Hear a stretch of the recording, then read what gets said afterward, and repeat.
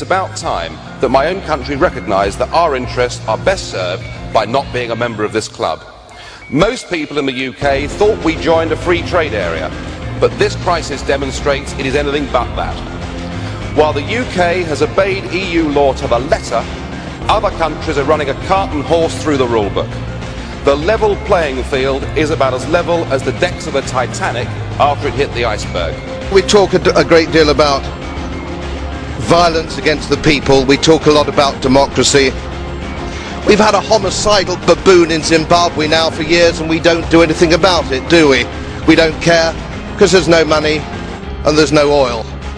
As so typical of this place, full of hypocrisy and humbug. Britain's favourite newspaper, The Sun, says Tony Blair is to surrender billions of pounds of taxpayers' cash and get nothing in return. In its editorial of December the 1st, it said, "This is treachery." Treachery, Prime Minister. Not a nice word, not my word, The Sun's word. But I and millions of Sun readers agree. You are giving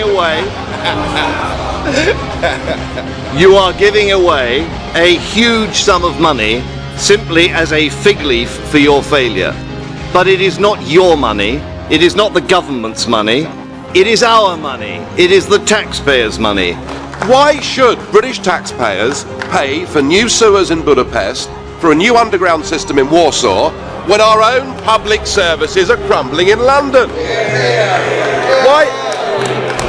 Why should we pay? Why should we pay a penny piece into an organisation whose accounts have not been signed off by the auditors for the last 11 years in a row? We are completely alone within the European Union, which is why it's been said before. Hang on a second, everybody else gets an extra minute. Mr. President, I'm asking for 10 seconds. Thank you. Which is why, Prime Minister, I urge you. It's often been said that you wanted to be the permanent President of Europe. Please stay on for a further 6 months, 6 more months of the British presidency, and they'll kick us out. Thank you.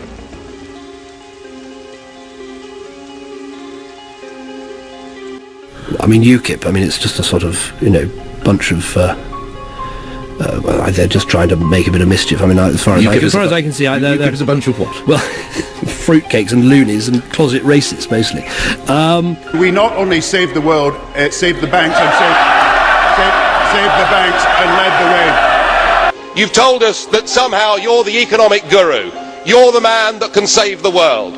Well, I remember very well your first big act as Chancellor, when you sold 400 metric tons of gold on the world's exchanges at $275 an ounce.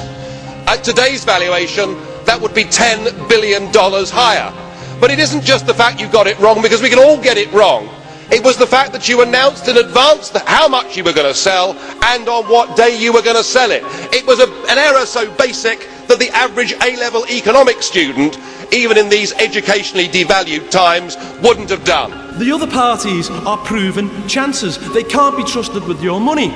You can use June the 4th, this Thursday, the European elections, to demand a referendum from Gordon Brown. The best way to get that referendum is to vote Conservative.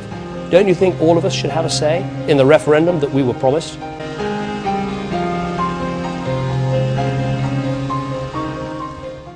You've done pretty well in these elections.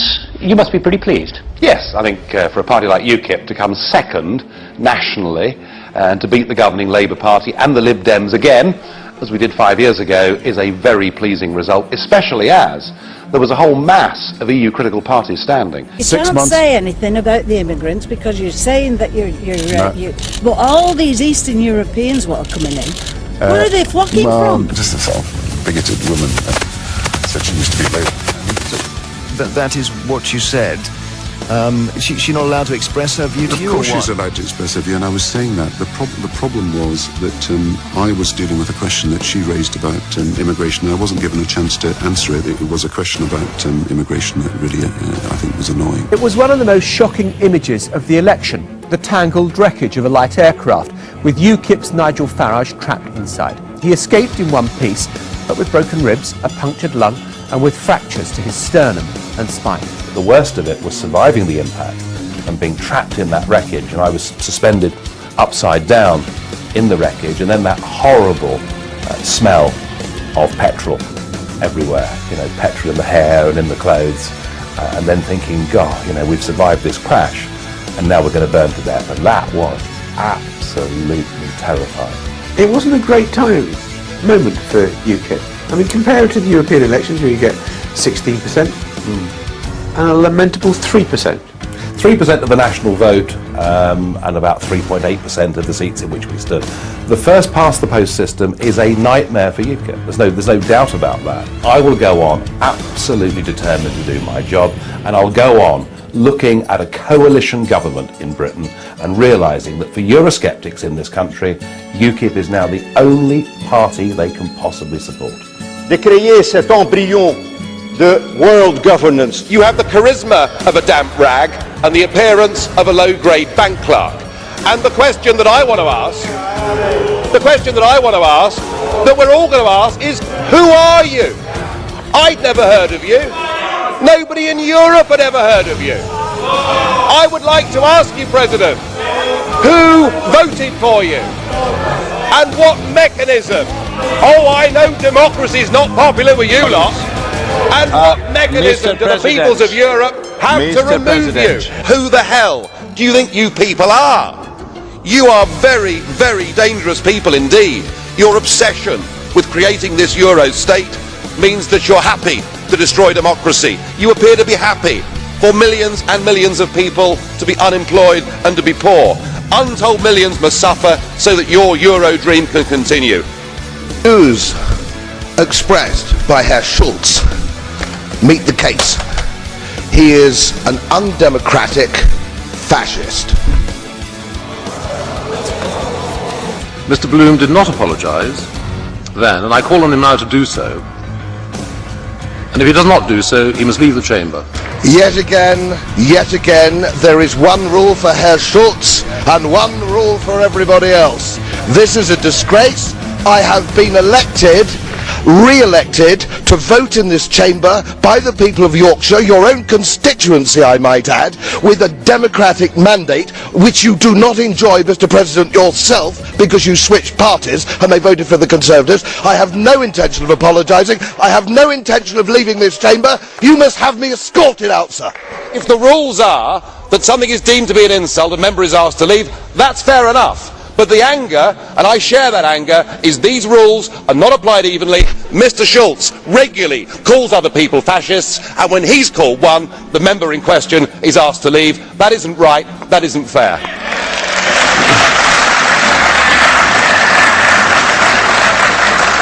Please allow me to speak frankly as one Lancastrian to another, because this just isn't going very well, is it? It really isn't. It was said that your appointment made by the Commission would stop the traffic in Tokyo and Washington. But you haven't even been able to appoint the ambassador to Washington, because old Barroso did you up like a kipper. But Baroness Ashton, you're the highest paid female politician in the world. You're paid more than Frau Merkel, you're paid more than Hillary Clinton. It's a 24-hour job.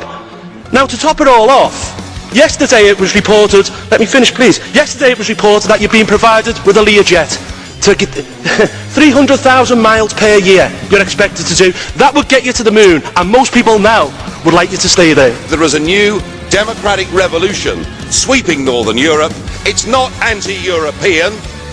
It wants a Europe of trade. It wants a Europe of cooperation. It wants a Europe where we can do student exchanges, where we can work in each other's capital cities. It wants those things, but it does not want this European Union model. Frankly, you are all now yesterday's men. A British citizen can now be sent off to any corner of the European Union on the strength of a piece of paper. Your system of EU criminal law will do for our liberties what the European single currency has done for your economies. What's interesting about UKIP this year is they are actually fielding something like 14% more candidates this time than they did last time. But interestingly, the British National Party are fielding exactly 14% less candidates this time than they did last time. So, you know, whether there is a kind of a link about an overlap between the two parties, I'm not sure. She's wrong on the arithmetic, because she wasn't comparing like with like, and she's wrong on the politics, because we have nothing to do with the BNP, and she damn well knows that. We're furious. Frankly, I'm not happy with the status quo, so I don't want to have to say yes to the status quo, but I also don't think it would be right to leave right now, because we would be basically coming out of the single market, which our businesses badly need to keep those markets open. If you want that kind of yes or no, vote UKIP. Well, no, I think that UKIP is a complete waste of time, obviously. Mr Cameron, when you come back from this Brussels summit, why don't you accept my challenge and let's have a proper, full debate in Britain on whether it's worth staying a member of this union or not. What our taxpayers are saying is enough is enough. No longer do we wish to pay money to Hungarian companies involved in projects that improve the lifestyle and living standards of dogs. And our patience has completely snapped at such cultural absurdities as the €400,000 given to the Flying Gorillas dance troupe, who, using their own language of rhythm, music and gibberish, well, they'd fit in well here, wouldn't they, give performances such as the brilliant Smelly Foot Dance with an acoustic score that includes some spectacular belching. No, I'm not making it up. The fact of the matter is that an open door immigration policy doesn't work. And that isn't something against anybody that's coming into the country. It doesn't matter who you are. It puts strains on the welfare facilities as well. This gentleman has had his welfare payments removed. Now, if you come over into this country, you can go straight onto the welfare state without actually having to prove anything. Next year we'll have hundreds of thousands of Bulgarians and Romanians coming into this country. That puts pressure on the employment.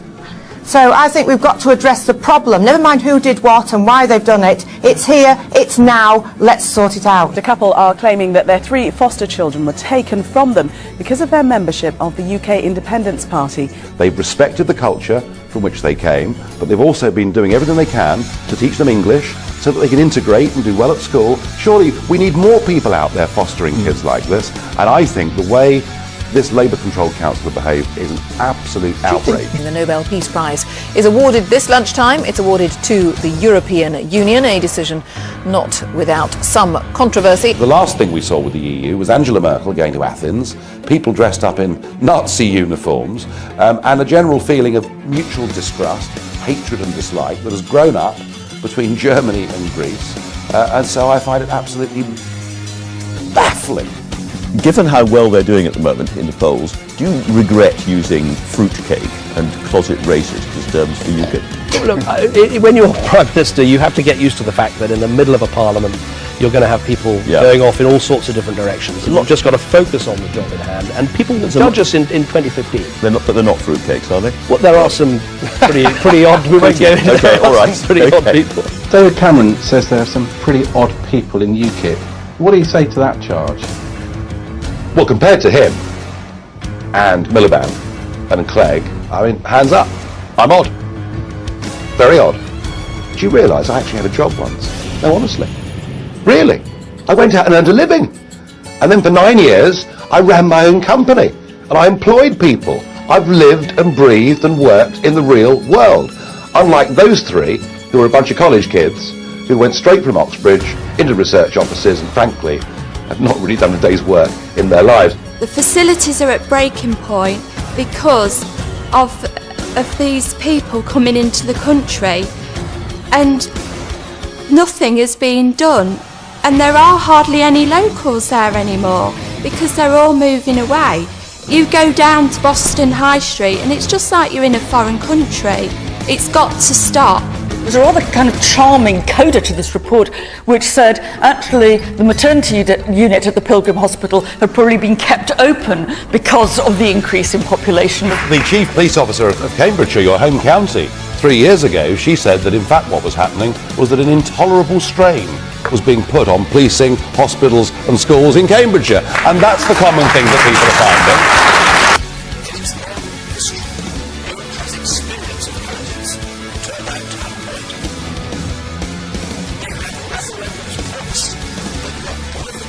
No, really? God, how about that? Well, that's new, isn't it? If UKIP hadn't been there, this speech simply wouldn't have happened. Today, in a way, is our proudest achievement to date, but the real work now begins.